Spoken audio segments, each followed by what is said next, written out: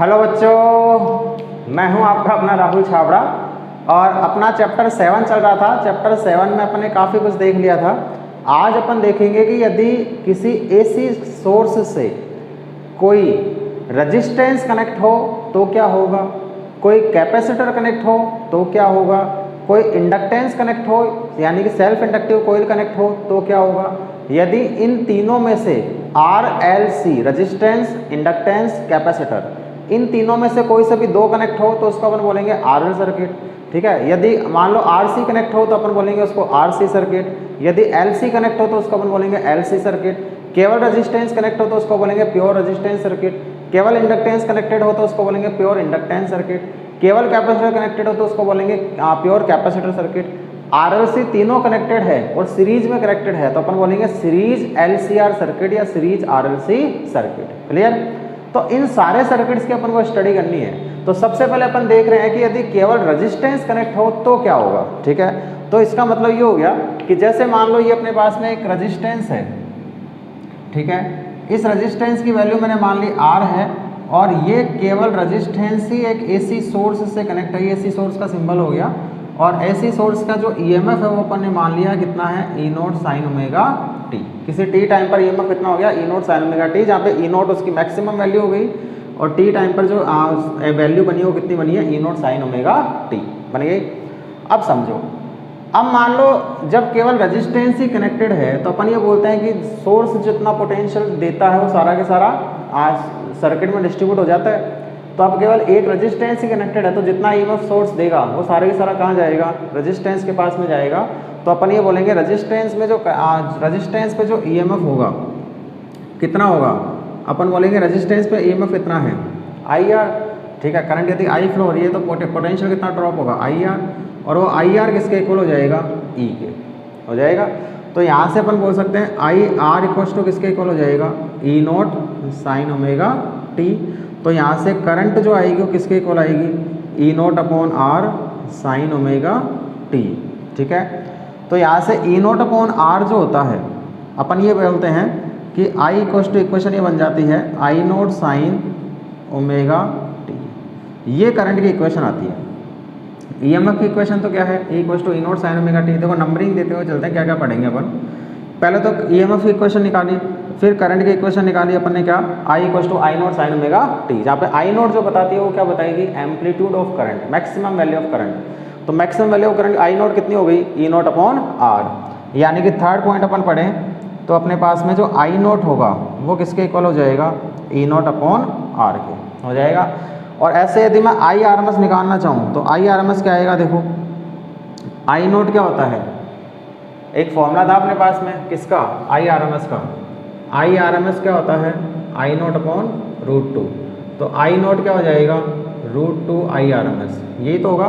तो I0 तो हो जाएगा √2 IRMS, E0 हो जाएगा √2 ERMS। तो इसका मतलब IRMS जो निकल के आएगा, √2 से √2 कैंसिल हो जाएगा, ये बन जाएगा ERMS upon R।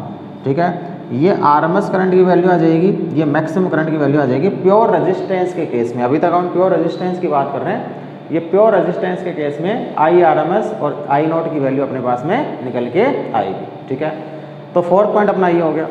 Next point देखो इसके अंदर क्या आएगा, ये सारे पॉइंट सब में ही पढ़ेंगे, जैसे जैसे इसमें पढ़ रहे हैं वैसे सब में पढ़ेंगे। ठीक है, अपन ये बोलेंगे फेज एंगल ऑफ EMF का फेज एंगल कितना है, EMF का फेज एंगल कितना आ रहा है, ओमेगा t। करंट का भी कितना आ रहा है, ओमेगा t, दोनों का सेम आ रहा है। तो अपन बोल देंगे EMF का फेज एंगल ओमेगा t आ रहा है। ठीक है, ऐसे ही फेज एंगल ऑफ करंट की बात करेंगे तो करंट का भी फेज एंगल कितना आएगा, ओमेगा t। नेक्स्ट इसके अंदर मोस्ट इंपॉर्टेंट चीज़ है जिसमें अपन निकालते हैं फेज डिफरेंस। ठीक है, तो फेज डिफरेंस जो बनेगा किसके बीच में, फेज डिफरेंस बिटवीन किसमें, EMF एंड करंट। तो करंट और EMF के बीच में जो फेज डिफरेंस बनेगा उसको फाई से डिनोट करते हैं। तो फेज एंगल इसका भी ओमेगा t, इसका भी ओमेगा t, तो डिफरेंस कितने का होगा, 0 का। इसका मतलब फेज डिफरेंस प्योर रेजिस्टेंस के केस में कितना आना है, 0। ठीक है, मोस्ट इंपॉर्टेंट चीज़, प्योर रेजिस्टेंस के केस में फेज डिफरेंस जो बनेगा वो कितना बनेगा, 0 बनेगा। ठीक है, नेक्स्ट अपने पास में उससे भी इंपॉर्टेंट चीज़ जो अपन ने पढ़ी थी पहले, क्या क्या पढ़ा था, फेजर डायग्राम। Phasor diagram. अब देखो फेजर डायग्राम कैसा बनेगा। ईएमएफ की equation E nought sine omega T, current की equation I nought sine omega T बना दो, ठीक है। वही सर्किल बनेगा पहले तो, एक तो अपन बनाएंगे बड़ा सर्किल, ठीक है, उसके अंदर एक और बना देंगे क्या, छोटा सर्किल, ठीक है, बना देंगे। फिर उसके बाद में वही इसको नेमिंग कर दो पहले थोड़ी बहुत, ये अपन इसकी नेमिंग कर देंगे।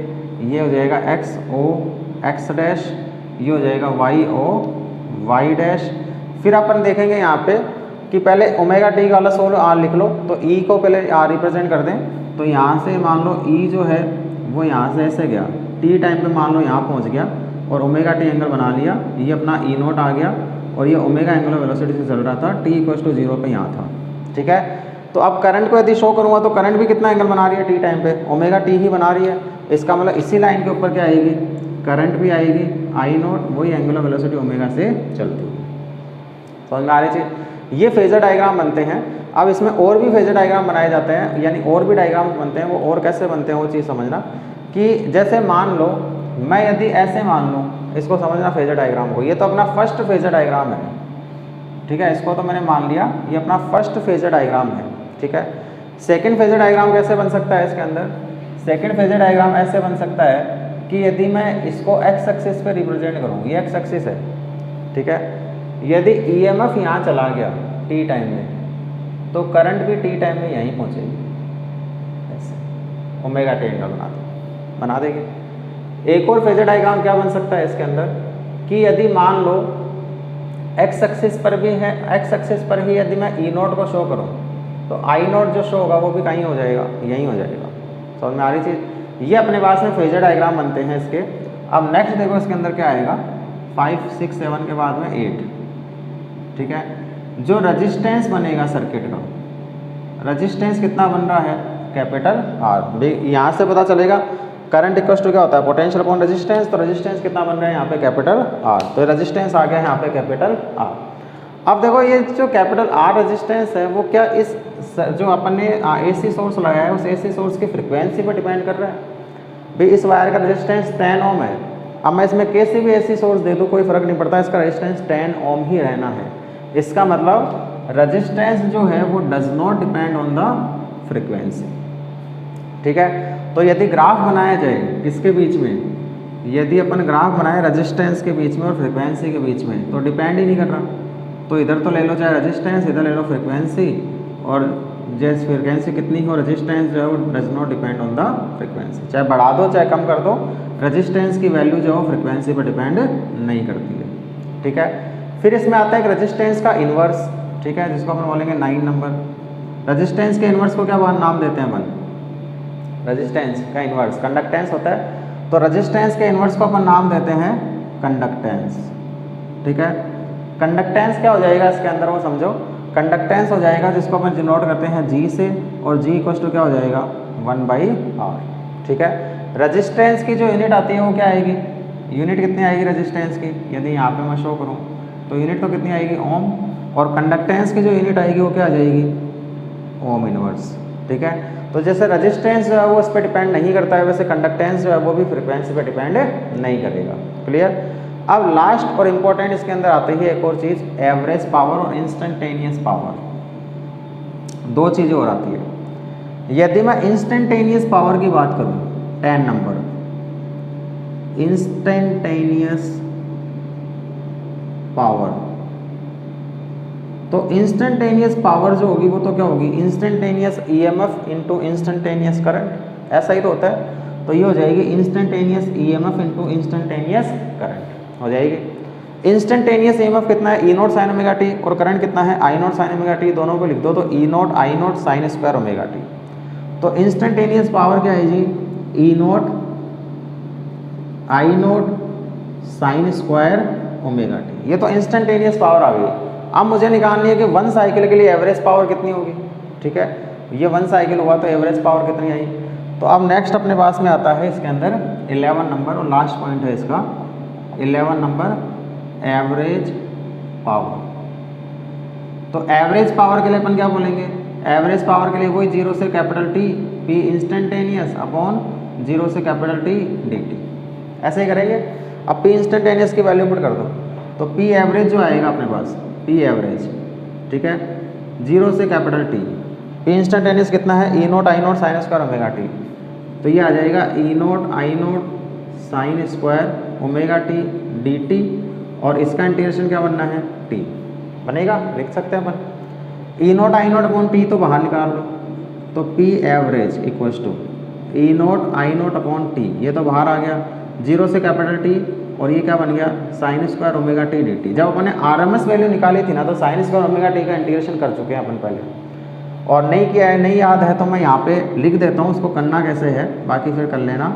ई नोट आई नोट अपॉन 2, ठीक है, 0 से capital T, sign square omega T तो अपन बोला था 1 minus cos 2 omega T upon 2, ठीक है। फिर इसका इंटीग्रेशन किया था, तो जब इसका आंसर निकाला था तो इसका आंसर निकल के आया था टी, ठीक है, ये 2 नहीं है, ये यहाँ पे टी है, तो इसका जब आंसर निकाला था ये 2 तो आ ही जाएगा साथ में, ठीक है, और साथ में क्या आया था, इसका आंसर टी आया था, यानी कि t/2 निकल के आएगा अंदर से। तो जब अंदर से t/2 निकल के आएगा, देखो इसलिए डाउट है इसमें, तो ये मैंने बता रखा है इसका इंटीग्रेशन कैसे होगा। अब जगह कम है, नहीं तो मैं कर देता इसको यहाँ पे, ठीक है, जगह कम है इस कारण मैं नहीं कर पा रहा, या कर दूँ, चलो कर देते हैं। तो P average equals to E note I note upon 2t, 2 तो बाहर आ गया।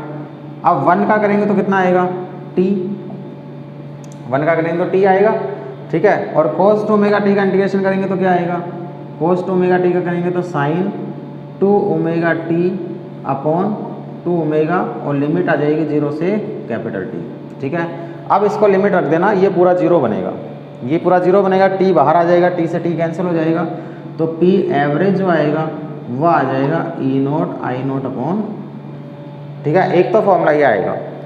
फिर इसको मैं ऐसे भी बोल सकता हूँ E note by root 2 I note by root 2, V2 को तोड़ दो रूट 2 इंटू रूट 2 में, तो इसको root E note by root 2 क्या हो जाएगा, ई आर एम एस, और आई नोट बाई रूट 2 क्या हो जाएगा, आई आर एम एस, तो ये फॉर्मूला बन जाएगा E R M S I R M S. तो एवरेज पावर के फॉर्मूले जो निकल के आते हैं वो आते हैं E note I note by 2 या E R M S I R M S pure resistance के केस में। अपने जो भी फॉर्मूले पढ़े हैं ये किसके केस में आए हैं, सारे के सारे प्योर रेजिस्टेंस के केस में आए हैं। क्या क्या चीज़ें अपने देख ली कि एक तो सबसे पहले तो ईएमएफ की equation I E nought sine omega T, current की इक्वेशन बनाई I nought sine omega T, maximum current की वैल्यू हो गई E nought upon R, RMS current की वैल्यू हो गई ई आरएमएस अपॉन आर, ठीक है।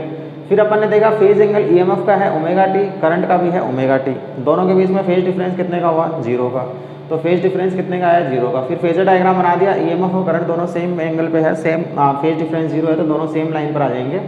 फिर अपन ने देखा इसके अंदर एक ही डायग्राम बनेगा कि मान लो ये एक्स एक्सिस है, ई नोट यहाँ पहुँच गया तो आई नोट भी यहाँ पहुँच गया, या ई नोट यदि एक्स एक्सिस पे है तो आई नोट भी एक्स एक्सिस पे रहेगा।